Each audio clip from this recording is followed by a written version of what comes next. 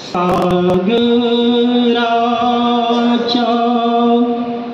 तीरावर मुंबई शहर थोर, भारताचं प्रवेशद्वार लोक म्हणती. मुंबई महानगर माणसांची गर्दी फार, 5 मजली बिल्डिंग पावला पावलावरती, 5 मजली बिल्डिंग पावला पावलावरती, 5 मजली बिल्डिंग पावला पावलावरती. तर मुंबईचं चौक मोठं, मुंबईचं रस्ता मोठं, वाहनही भरपूर नाही गणती. बस टॅक्सी मोटार गाड्या उपनगरी रिक्षा साऱ्या, वाहतूक थांबे चौका चौकावरती, वाहतूक थांबे चौका चौकावरती, वाहतूक थांबे चौका चौकावरती. मुंबईची लोकल गाडी 10-12 डबे जोडी, कामगार सोडी सारे कामावरती. आकाराने लासे पळताना नाग भासे, रात्रंदिन धावे धुळा धुळावरती, रात्रंदिन धावे धुळा धुळावरती, रात्रंदिन धावे धुळा धुळावरती. लोकलची या लहरण्यारी पावसाला भीते भारी, पावसात जागोजागी घुटमळते. बसायला जागा नाही, उभे राहण्या जागा नाही, लटकती लोक डब्या डब्यावरती, लटकती लोक डब्या डब्यावरती, लटकती लोक डब्या डब्यावरती. मुंबईचा कामगार कष्टाळून घाम फार, उष्णतेच्या झळा साऱ्या मुंबईवरती. तरी नाही थकणार सदा घाम गाळणार, रात्रंदिन पंखा डोक्या डोक्यावरती, रात्रंदिन पंखा डोक्या डोक्यावरती, रात्रंदिन पंखा डोक्या डोक्यावरती. मुंबईची नाजूक नारी घरकामासह नोकरी करी, कष्ट किती जीवापार नाही गणती.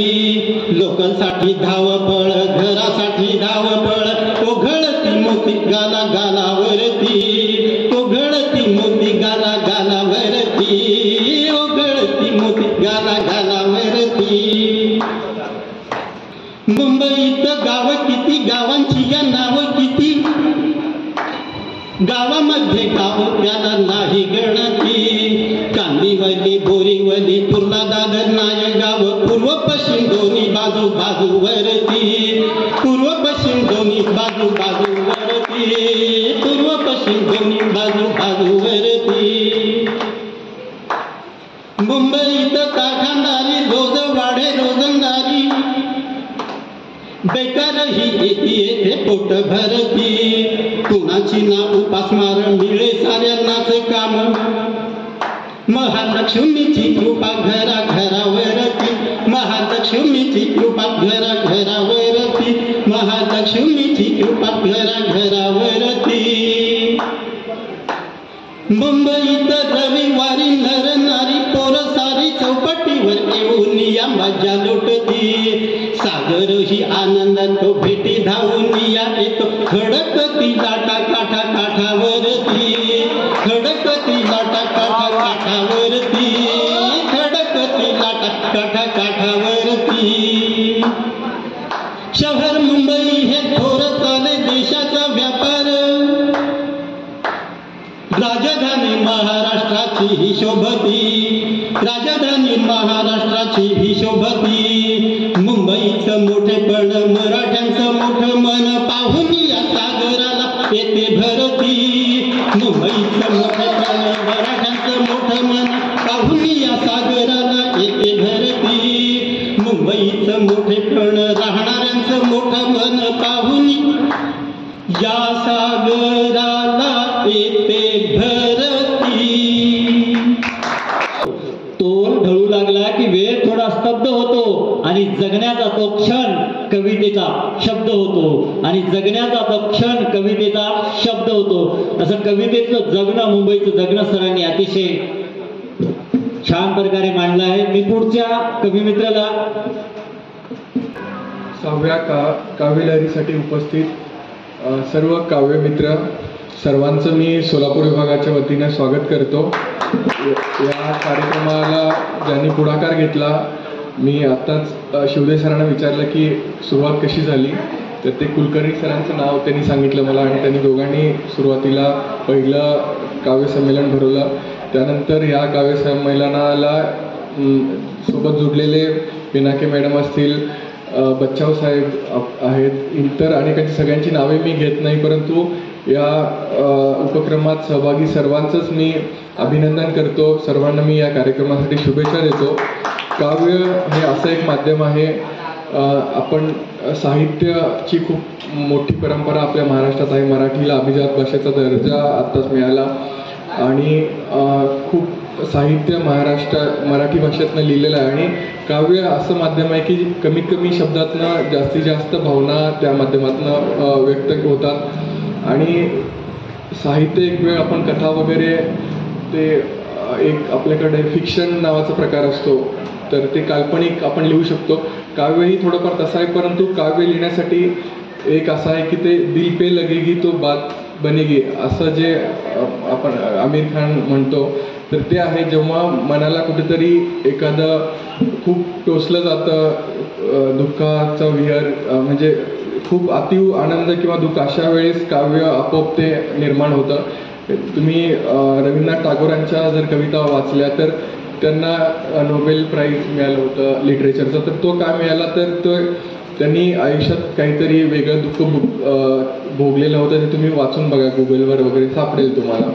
तर नामदेव ढसाळांच्या कविताबद्दल सध्या वाद सुरू होता आणि ते पण बघा, ते त्यांनी जे आयुष्य भोगलेलं आहे, तर ते काव्य ह्या माध्यमातनं वंचितांच्या शोषितांच्या जे तो उद्रेक आहे तो त्या माध्यमातून बाहेर पडला. आता एक राजकारणावर कविता सादर केली, तर हे आपल्या भारतामध्ये खूप प्राचीन काळापासून प्रास्ताविकेत पण सांगितलं की जो ओव्या आहेत त्या जात्यावरच्या, त्याच्या माध्यमातून ही संस्कृती आपल्याकडे टिकून राहिली आणि आपली महाराष्ट्राची संस्कृती खूप मोठी आहे.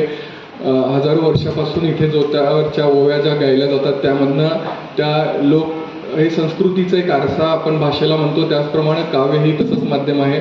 विविध काळातल्या कविता रचना जर बघितलं तर त्या त्या काळातील समाजाचं चित्रण त्यामध्ये झालेलं दिसून येईल आपल्याला.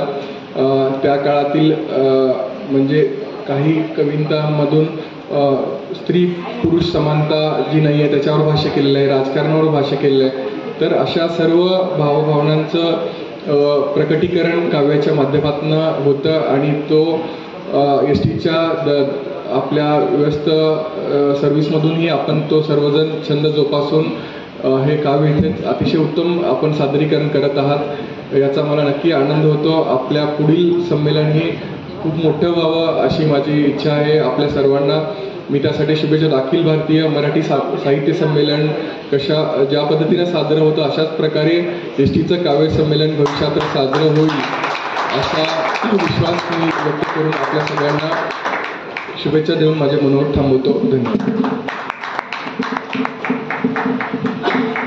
सरांना एक विनंती आहे की आपल्या कार्यक्रमासाठी सर्वे संदीप पाटील हा एक छोटा मुलगा कविता सादर करणार आहे आणि त्याची कविता ऐकून जावं. आणि मी कुलकर्णी सरांना विनंती करतो की त्याचा परिचय करून द्यावा.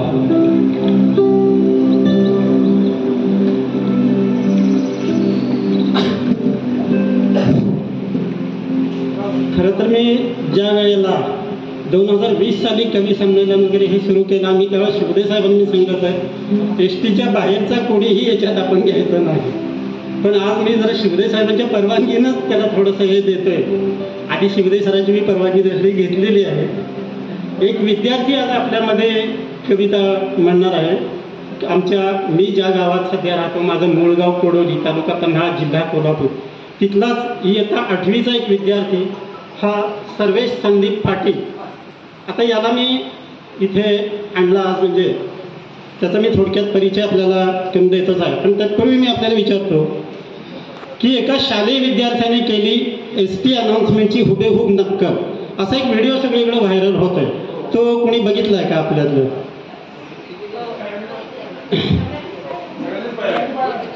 मग जो ज्या विद्यार्थ्याची ते अनाउन्समेंट आहे ते मुलगा किती जणांनी पाहिलाय? कधी पाहिलं? खरं तर मी सगळं सिक्रेटमध्ये ठेवणार होतो, कारण कालपासून इथं लोक हजर झाली, त्याच्याशी बोलता बोलता त्यांनी माहिती काढून सगळं व्हायरल केलेलं दिसतं. काय हरकत नाही, चांगल्या गोष्टीनं प्रसिद्धी लवकर मिळाली चांगलीच असते. तर सर्वेश संदीप पाटील हा इयत्ता 8वीचा विद्यार्थी आहे आणि एस टीशी त्याचा संबंध नाही मी म्हटलं, कारण आई वडील वगैरे त्याचे कोणीही एस टीमध्ये नाही आहे. एका सर्वसामान्य मध्यमवर्गीय कुटुंबातला मुलगा. त्याचे वडील कोडोली ग्रामपंचायतीमध्ये वायरमन म्हणून सर्व्हिसला आहेत. त्याची आईसुद्धा घरकामच करते, किराणा मालाचं दुकान आहे, बाहेर चालवते. म्हणजे तसा मध्यमवर्गीय कुटुंबातला मुलगा वारणा विद्यालयामध्ये सध्या शिकत आहे.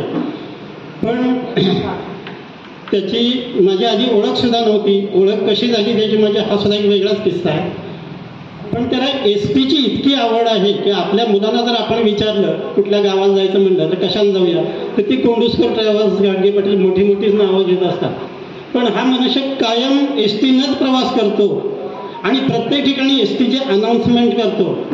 आणि एस टीची अनाऊन्समेंट, कॉम्प्युटर अनाऊन्समेंट जी आहे त्याची हुबेहूब नक्कल केलेली आहे यानं.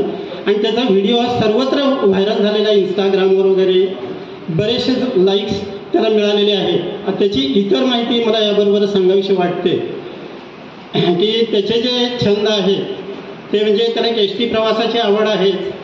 आणि एस टीच्या बसेस ज्या आपल्या आहेत, साधी बस, हिरकणी बस, शिवनेरी, शिवशाही, असे सगळे कुठले बसेसची सगळी त्यानं माहिती घेतली आहे.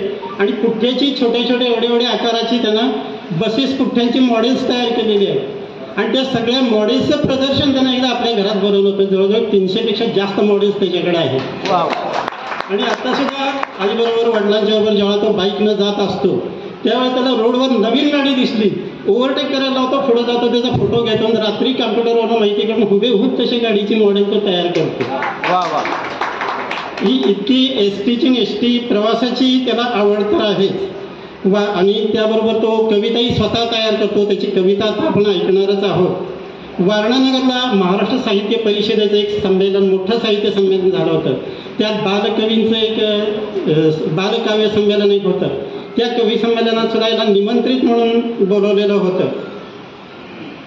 त्याचबरोबर कोडोली परिसर साहित्य रसिक मंडळ जे मी स्थापन केलेलं आहे त्यातल्या प्रत्येक कार्यक्रमात तो असतो. नवीन नवीन कविता तो सादर करतो. वक्तृत्व स्पर्धेत त्याचा नेहमी सहभाग असतोच.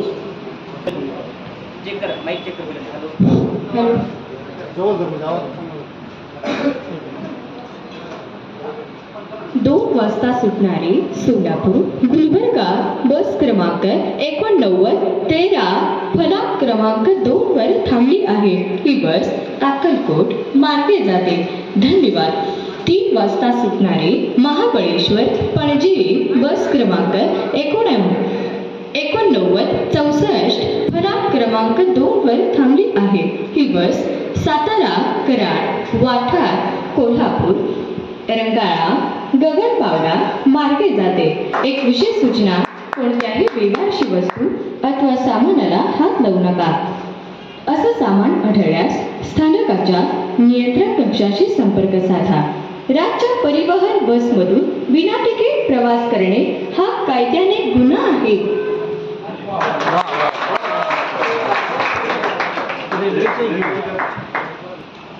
कृपया लक्ष द्या. 7011 Kolhapur to Kalaburagi superfast express थोड्याच वेळात प्लॅटफॉर्म क्रमांक 2 वर येत आहे. कृपया ध्यान दीजिए. 7101 Kolhapur to Kalaburagi superfast express अगले कुछ ही समय में प्लेटफॉर्म क्रमांक 3 पर आ रही है. कृपया लक्ष द्या. 1601 मिराज टू कोल्हापूर महाराष्ट्र एक्सप्रेस थोड्याच वेळात प्लॅटफॉर्म क्रमांक 3 वरून सुटेल.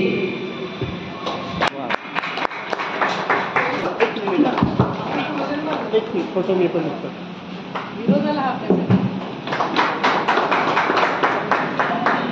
जवळ चाललेला आहे त्यामुळे ही कविता मी निवडलेली आहे. पंढरीच्या सावळ्या विठ्ठला आता येतो मी भेटीला. पंढरीच्या सावळ्या विठ्ठला आता येतो मी भेटीला. तुझे रूप हे निराळे, तुझे रूप हे सावळे, तुझे रूप हे निराळे, तुझे रूप हे सावळे